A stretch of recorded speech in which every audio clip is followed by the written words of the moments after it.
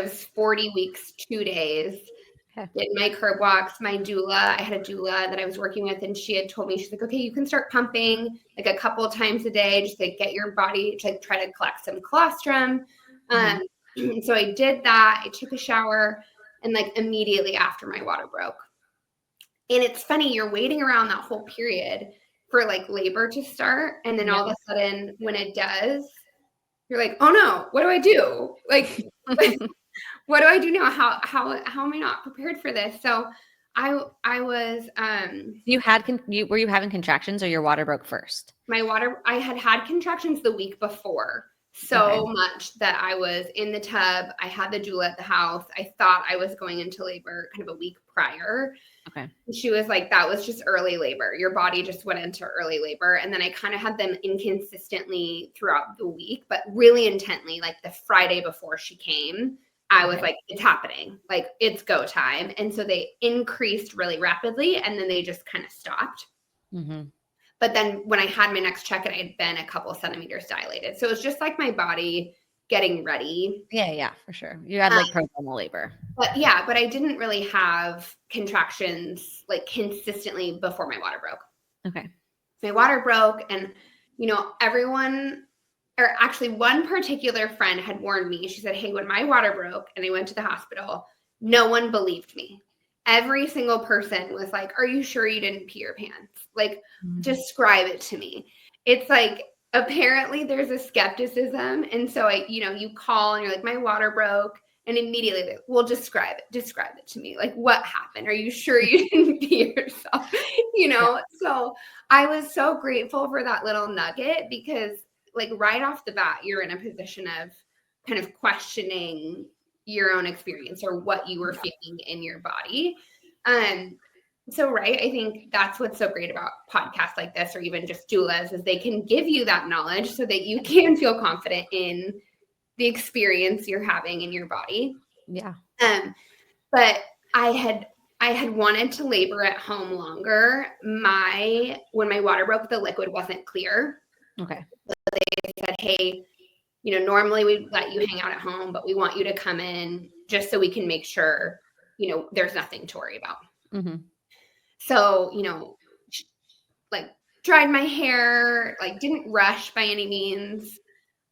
In hindsight, I think I had read Expecting Better. So at that point I was for sure eating deli sandwiches. So I went to Jimmy John's, like picked up some sandwiches, and then got to the hospital.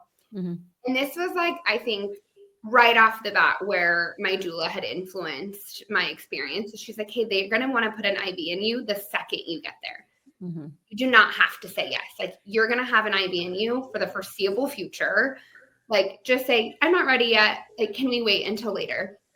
And so it was great. They were able to monitor different things right when I got there, confirm, yes, your water did break. They do test it to just make sure you didn't make it up. And then we just hung out.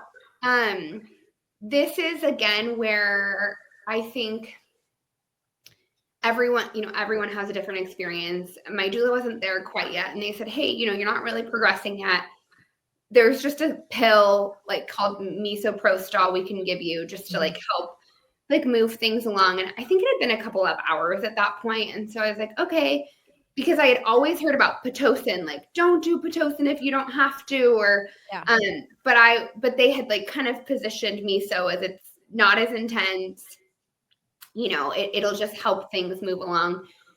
And so at that point, a couple hours later, my contractions started. I was able to labor in the tub at the hospital, which was great. I was so appreciative that we were at a hospital where that was an option, and we had our own space. I was progressing pretty quickly, and then I got into like some back labor things where in between contractions, I didn't really have rest. I was experiencing contractions in my back. So we were trying to navigate that with my doula of like, okay, what can I do if I'm not experiencing kind of full rest between when these are coming? And I think everyone experiences back labor a little bit differently, but basically how I was experiencing is that I would like have my contraction on the front side. And then basically when I would be supposed to rest is I would experience it like kind of in my entire back. And so at about 6 centimeters, they said, like I said, progressed pretty quickly after that. At 6 centimeters, they said, okay, let us know if you're wanting an epidural. And I was like, no, I want an epidural. And they're like, okay, it's about an hour. So like, let us know when you're close to wanting it. And I was like, no, I want that. I want that right now. Like, what do you mean? What do you mean I have to wait an hour? Like, things are moving. So that's another thing where, just like have your partner be responsible for checking in with the nurses of, hey, what's the wait time for an epidural? That's like on your list of something like an intervention you may want. Like knowing, is it going to be 5 minutes or is it going to be an hour and a half, I think is a helpful data point that maybe you don't have to carry while you're laboring, but it's a great responsibility that your partner can be involved in. And it gives them a task, which I think was great. One thing I loved about our doula is not only was she supporting me, but she gave Sean really practical things to do so that he wasn't just sitting there like, I don't know what to do. Like, I can't take the pain away. I can hold her hand, but like, what can I do that would actually make sense? Like the hip squeezes. I don't know if you talked about those. Like those made a huge difference for me. So then I got my epidural.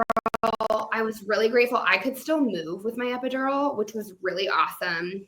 Because once I started pushing at 10, I could get on all fours or I could move on my side. And so I was able to move into many different pushing positions that my doula helped me get into.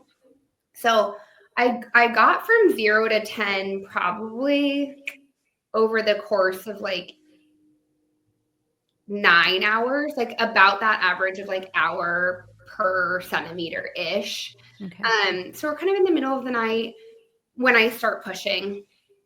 And that was kind of a weird concept for me because, you have an epidural, you think you're pushing, right? And like you are, but then all of a sudden your baby's not progressing. And you're like, okay, well, am I doing it right? You have your playlist in the background and every song kind of has a different mood. And you're like, is this the song my baby's going to be born to? You don't really know like where in the journey is that baby? How close are you?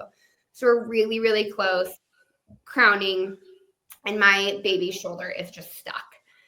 And so they kind of stopped everything. They were so calm. And my doctor came over and she's like, hey, I want to talk to you about like your options. We can do a vacuum, which at that point I don't think I had heard of. They're like, your baby is right here.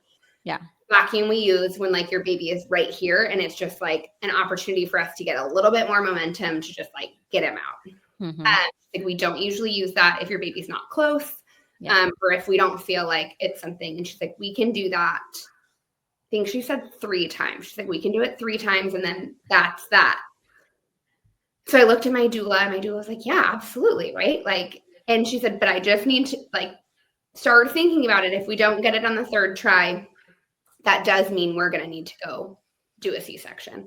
So, okay. I wasn't at that point. I had been pushing for 4 hours. Okay. So my face was really swollen. I just remember my eyes, I would like try to open them, but they were so swollen. And so I think this is the part of my labor where I felt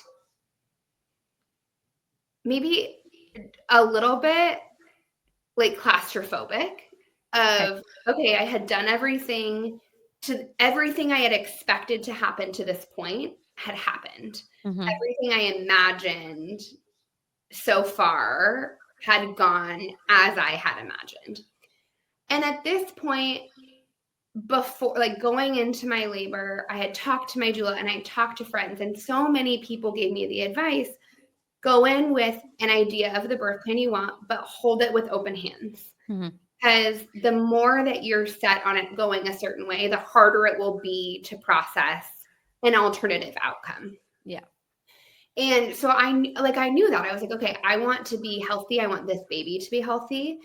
But I think all of a sudden I'm like, but I just did all this work. Like, how could all of a sudden now it's going to maybe turn a different direction? Like I progressed, my water broke. I progressed, I pushed. And then after all that, like now it's not going to work. So I think kind of those last 3 big pushes where the vacuum was involved, I think it was just this like, this is everything I possibly have left in me to give. Yeah. And on the 3rd try, she didn't come out. Her shoulder was just super stuck. And that was honestly like the first point in my labor where I just got so emotional. I couldn't, like, the doula didn't know what I was saying. My husband didn't know what I was saying. The doctor's like, what, my doctor has the best bedside manner. I love her. I will use her in the future. She came over and she's like, okay, talk to me about how you're feeling. And I didn't know if I could verbalize it in that moment. Yeah. But we ended up going to a C-section. Baby came out quickly. She was perfect. 9 something in the morning of September. So I was confused the birthday with the time, but 9 something. And the anesthesiologist had said, she was like, yeah, you're probably not going to feel great. And I just remember I kept saying, I really don't feel good. So they brought the baby over to me and brought Cooper over to me, and we start, putting her on my chest, skin to skin. And I'm like, I just don't feel good. And you're still in the OR at this point. Still in the OR. They're like, that's really normal. You just went through a lot. The doctor's like, you're going to be recovering from a vaginal birth and a C-section because of where she was in your birth canal, because of how long you pushed. Yeah. Like, it's okay that you don't feel good. Mm-hmm. So we go back to, my doula also came to the OR, which was really special that my hospital, let her be in there. Mm-hmm. Cause she also helped, right? Like, as soon as we had the baby, what do we do and where can we put her and all that good stuff. So we get back to our L&D room. Just a quick shout out to L&D nurses, the angels on earth I didn't know existed until I needed them. They're so incredible.